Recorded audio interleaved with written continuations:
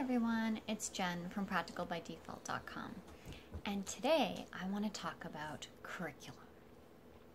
More importantly, I want to talk about planning and choosing and that overwhelming, huge task of deciding what are you going to learn next year. Some people absolutely love this time of the year. I'm one of them.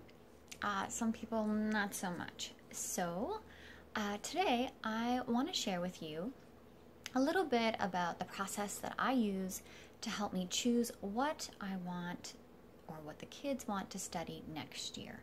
So please remember that every place that you live is completely different. They all have different rules, each state, each province, so I would highly recommend that your first stop, find out what you need to legally provide to the school board or to wherever you turn in your paperwork, to find out what that is, to make sure that you meet those requirements. So that would absolutely be the first thing that you do. So for me, I live in Canada, and my part of Canada, I have to provide kind of an outline or list of like choices that we're going to do next year. So I'll have all the courses listed, and then what curriculum or books or sources or websites or anything like that I plan on using to teach my children those subjects.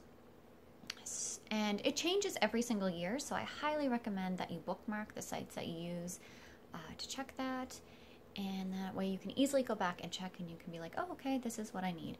The FAQ will answer all kinds of questions for each state and province, and usually it's super easy to find. And then the second thing that I like to do is really watch and figure out how my children are learning. And this is something else that changes over time. So I find that for me personally, my own learning style has changed over the years. Before I would have to like watch somebody do it, or I would do a task and have them tell me what to do, or I would have to read it.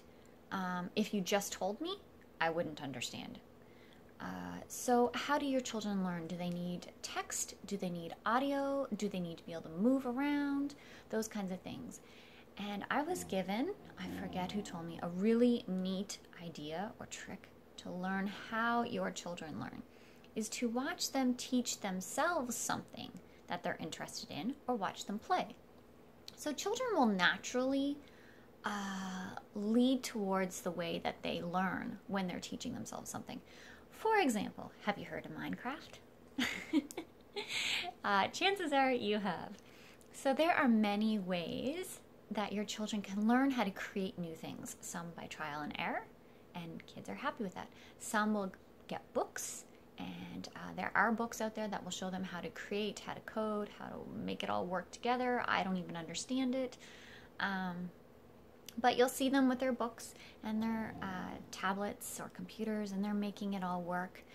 And then others will go to videos, and they'll go online and they'll search YouTube, and they'll look for videos as to ways to learn how to create things.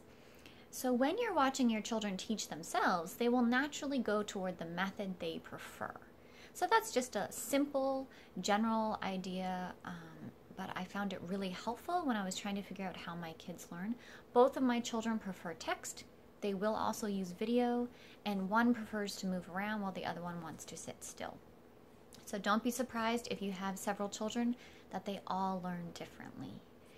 And the last thing, after you figure out those two things, is to research. So researching is probably my favorite part. I love to pick out the courses and the curriculum. Now that my children are older, I try to get them involved. And this is really hard because I have teenagers that are now in the stage where they don't know what they want to do when they grow up, which is perfectly normal, but they also don't care what they study next year. So from my friends and other homeschoolers, I have a few tricks up my sleeve this year. I'm going to share them with you. I'm going to ask them what they don't want to do.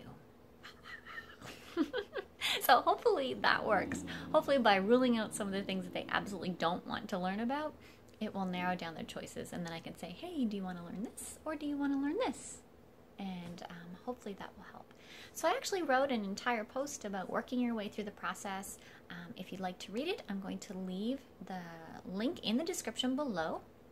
And while you're there, you can also pick up a subscriber freebie workbook that you can use to help you figure out things like courses and costs and give you some great ideas of where you can find these things.